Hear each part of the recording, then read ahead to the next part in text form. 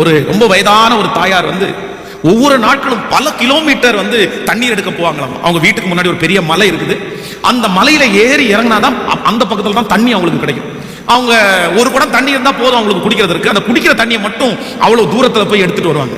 அப்போ ஒவ்வொரு நாளும் அந்த மலைக்கு முன்னாடி நின்று வருத்தப்படுவாங்களா, இந்த மலை மட்டும் இல்லைன்னா நான் சுலபமா போய் அந்த தண்ணியை போய் வாங்கிட்டு வந்துடுறேன் அப்படின்னு.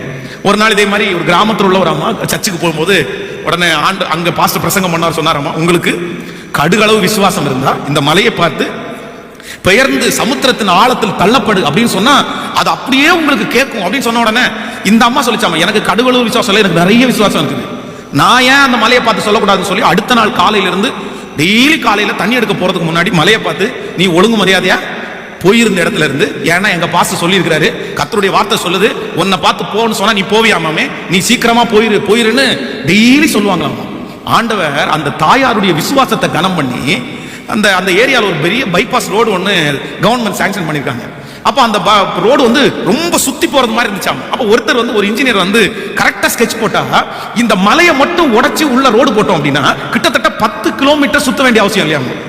அந்த கணக்கு போட்டு பார்த்தா அந்த கணக்குக்கு இந்த மலையை உடைக்கிற பணம் ரொம்ப சுலபமா இருந்துச்சாம். அதனால அவர் சொன்னாராமா, இந்த மலையை உடைச்சிருவோம், மலையை உடைச்சு உள்ளுக்குள்ள ரோடு போட்டு கொண்டு போவோம்னு சொல்லி ஒரு 3 மாதத்திற்குள்ளாகவே அந்த மலையை உடைச்சு அந்த ரோடை போட்டாங்களாமா. இந்த அம்மா சர்ச்சில் வந்து சாட்சி சொல்லிச்சாமா, நான் மலையை பார்த்து பேசினேன், மலை இன்னைக்கு உடஞ்சே போயிருச்சு அப்படின்னு.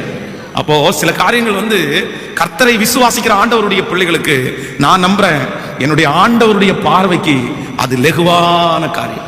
இன்றைக்கு இந்த ஜெபத்தில் வந்திருக்கிற நீங்கள் பலவிதமான கேள்விகள் உங்களுக்குள்ள சொல்லிக்கொண்டே இருக்கலாம்.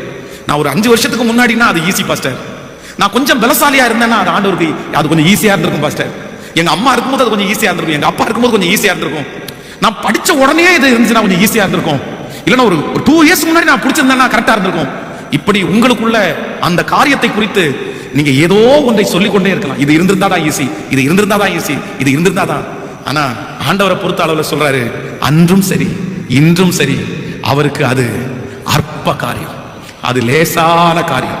இன்றைக்கு நீங்கள் ஜெபித்து கொண்டு வந்திருக்கிற அந்த காரியத்தை கர்த்தருக்கு செய்வது லேசான காரியம். இந்த 21 நாட்களும் தேவ சமூகத்தில் நீங்கள் கர்த்தரிடத்தில் கேட்கிறது ஆண்டவருக்கு அது லேசான காரியம். கர்த்தருக்கு அது ஒரு பெரிய பொருட்டு அல்ல. பலன் உள்ளவனா இருந்தாலும் பலன் அற்றவனா இருந்தாலும் அவருக்கு ஒரு பெரிய பொருட்டே அல்ல.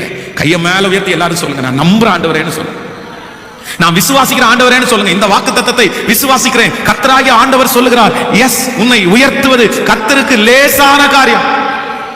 உங்கள் பிள்ளைகளை உயர்த்துவது கர்த்தருக்கு லேசான காரியம்.